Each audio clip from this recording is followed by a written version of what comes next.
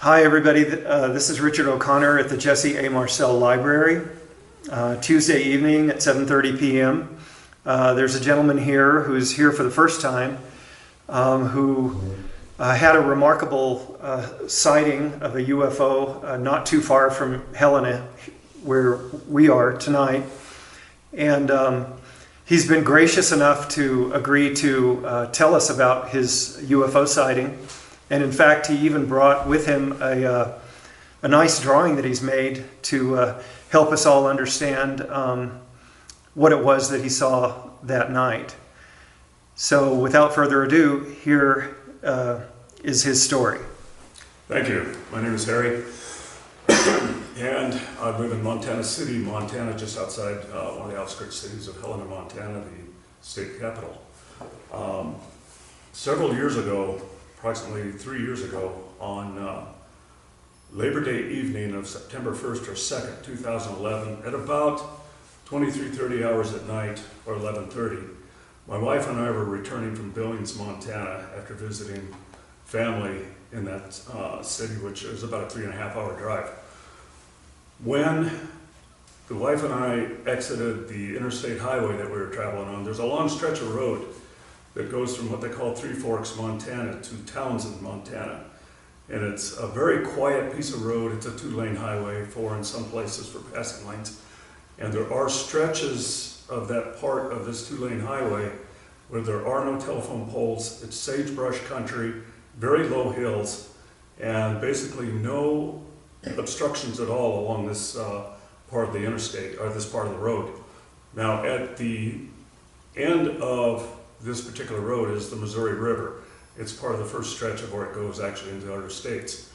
And as the wife and I had left Three Forks off the interstate, we were traveling on this road, and approximately 10 to 15 minutes on the 2-lane road, I noticed what appeared to be approximately 10-15 miles away from me, down towards, which would probably be exactly where the Missouri River is. I noticed a emerald green light that was the size of a small pinpoint down on off the road because of the distance from where I was traveling from. And I'm starting to go, well, I've been on this road 1,000 times. I've never seen this type of lighting before. And I started paying more attention to it. I was tired from the trip from Billings, and I was a little slow at actually figuring out what was going on. But the more I observed this green light, this emerald green light, it kind of had a pulsing sensation to it. And before I could think of anything, that light had traveled at approximately 10-15 miles so fast that it was looked like it was traveling down this road, coming directly at me. It was coming from the north, heading south, and I was heading south, heading northbound. And the next thing I knew, I was in a Honda Odyssey 2001 van, and there was a green light that filled this whole road, approximately 200-300 feet on each side of the road, and then was filling the compartment of my car to where it was just outstanding brilliance, and it was beautiful. I'd never seen anything like this. I started hitting the brakes on my car to slow down. I was doing approximately 70 miles an hour. And as I was decelerating, this light was upon the vehicle, and I had my wife, she was along with me on the trip, as I mentioned, and she was kind of dozing in the passenger seat.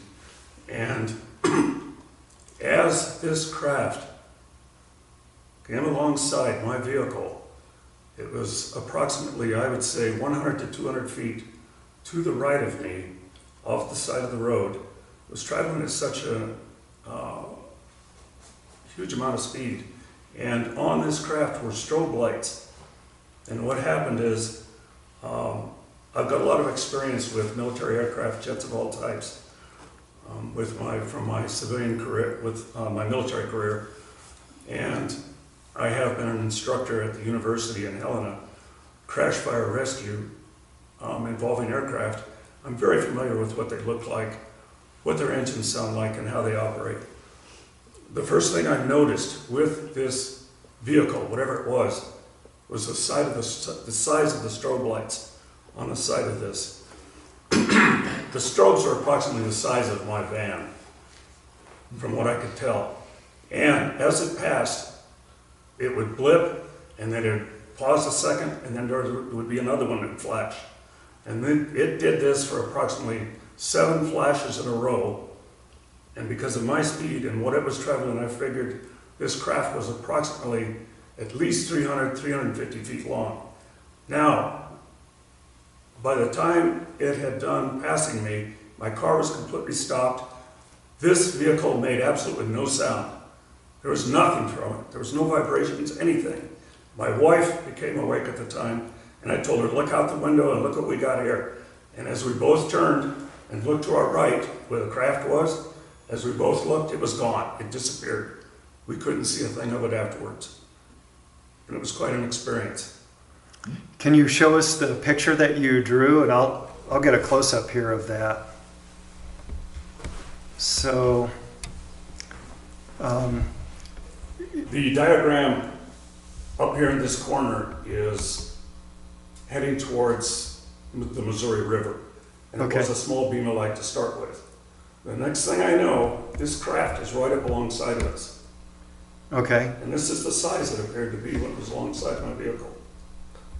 And those strobes, there's no aircraft in the world with strobes that size or that many.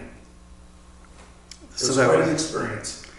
That was a very impressive moment in your life. I'm sure that's something that you've never forgotten. Never forget. Every time I drive that piece of road, I'm always looking, especially at nighttime. Are the boys back? So what was it that made you feel that this made no sound? My car was stopped, and any vehicle of that size, I don't care what it is, it's going to vibrate, it's going to make noise. I've flown in helicopters, I've been in jets of all sizes, worked on aircraft carriers, jet launches, which was part of my job. I know what these things can do and what they sound like. Uh-huh. This made no noise whatsoever. Nothing. Nothing. How long do you think the sighting lasted in total time, from the time that you first saw that light until the time that it was past you? Minute, 2 minutes, it happened so fast. Uh-huh. Okay. And it was gone. All right. After seeing that, do you have any doubts about that craft possibly being something made by human beings? We didn't make anything like that. It's too large. Uh-huh. And to keep that suppressed and under wraps, impossible. I would think so. Does anyone else have any questions that they'd like to ask Harry about this event? What's a strobe? What do you mean by strobe? My mouth is really dry. On all aircraft, you have lights. As an example, the strobe lights. That from the air, you can see them for many, many miles in the air. Other pilots can see them and get a fix on their location as to where they are. Oh, I see. That's what they're for. Now, why this craft needed 7 huge strobes, as I indicated, who knows? Mm-hmm. But it was there. Because it was a huge craft, wasn't it? Very, very big. Yeah. How high off the ground do you think it was? All aircraft, civilian and military, when they're traveling in any airspace whatsoever, they have to be at least 500 feet off the ground. 500 feet AGL, above ground level. Uh-huh. This was right alongside me, 100 feet, 200 at the most above ground. It was breaking the rules. Yeah. Our rules. Our rules. Yeah. Exactly. Does anybody else have any other I have questions? a question. Do you feel the craft was observing you? My wife and I, in our little car, were the only ones on that highway. Why did it choose us? Yes, I think it was. Did it slow down and make any indication that it was looking at you? No, I don't believe so.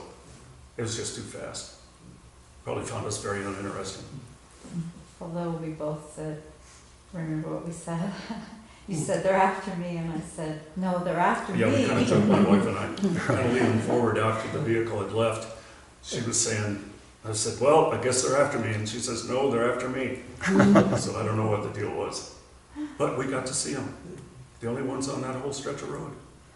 Well, that was quite an event. I wish I'd have been in the truck.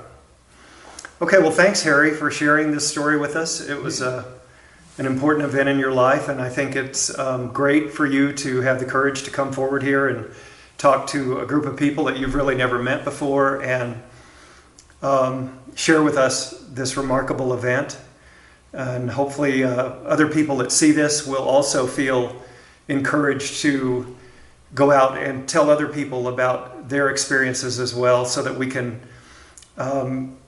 kind of get this subject, the taboo that seems to exist around this subject, lifted, and have people realize that there are lots of people out there that are having incredible experiences like this, and it's good for people to share this kind of information. Did you have any feeling that the thing changed altitude as it approached you? I feel that when it left the Missouri River area, it stayed at that 100, 200 feet distance off the ground the whole stretch. And it would have to go up and down because it's hilly in that area. There are places way back towards the Missouri River where there are telephone poles. So they'd have to be at least 200 feet off the ground. But they never went up any higher than that, and they were on top of us before you blink and wink an eye. So it was moving at a consistent rate of speed? Yes, very fast. Did you notice any effect on your, like your engine of your vehicle or your electrical system, or? One thing I did notice, once I perceived that this was something I should take a really good look at, and I started hitting my brakes, there became a period of time where I believe I was bringing my car to a stop, but by the time it got to me, I couldn't tell whether I was still operating that car or not. And as it passed, I finally felt like it stopped, but there was a time perception that just kind of stood still. And the light in that car was just beautiful. It was the most awesome emerald green I'd ever seen in my life. It filled the whole vehicle on both sides of the road, 100, 200 feet out. Did the light cast a shadow that you can recall? Or was it sort of all over, all around? It, as a comparison, I've been on military maneuvers and they send up candle flares that they discharge when they're going to attack an enemy or tanks or whatever. And on the ground, it's an eerie kind of light. It's not totally what anything you'd be used to. And it didn't cast shadows. It's just that it was everywhere. And it was extremely bright. But it was so green and calming and soothing. I wasn't afraid at all. There was nothing going in my mind except, let's take a look at this. And it went by. Now, when the strobes were hitting, they were so incredibly bright I had to look at the car inside my vehicle and watch the flashes as it came by, and I'd kind of watch through my right eye those strobes as each one of them clicked off. And I counted the first one, 1001, 1002. And like I said, there was 1,000 1,000ths of a second stop between each flash. And I said, how long is this going to go on? And after the 7th one, it stopped. So it was quite an experience. Did you arrive home when you expected to arrive home? You know, I never took notice of that. But it did feel like time stood still. It was just something I'd never experienced. Your illustration there shows perspective change of a rectangular surface.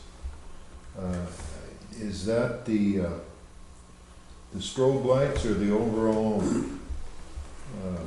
This here is my rendition of the strobe lights. Uh-huh. And my car gives you an approximate size. And then the strobe, I say, was almost about the same size as my vehicle. And this thing just kept coming like, as an example, a Doppler effect. Mhm. Here it comes, it's huge. Way back here's the end of it, and you can't see the end of it. And it gets past 1001, bright, 1002, flash, 1003, flash. 7 times it did this all the way up. And just as it got past my window right here, the trail end of it, which I didn't know when it was going to end, just gone. Nothing. And my wife is looking out this window. We're stopped dead in this road. No cars in front, no cars in back coming towards us whatsoever. We're out there all by ourselves. And we got greeted by these folks. I wish they would have stopped and said hi or something, but they didn't. But now that I remember the time phase situation, it was like time did slow down. Everything was just, whoa, here we go, here we go. And I'm hitting the brakes. And then I stopped concentrating on the brakes and I just wanted to stop the car. And the thing was on top of us and then gone. So other than that, that's my story and I'm sticking to it. I Okay, stopped. thank you very much, Harry. Okay, thank you. Jesse A. Marcel Library out.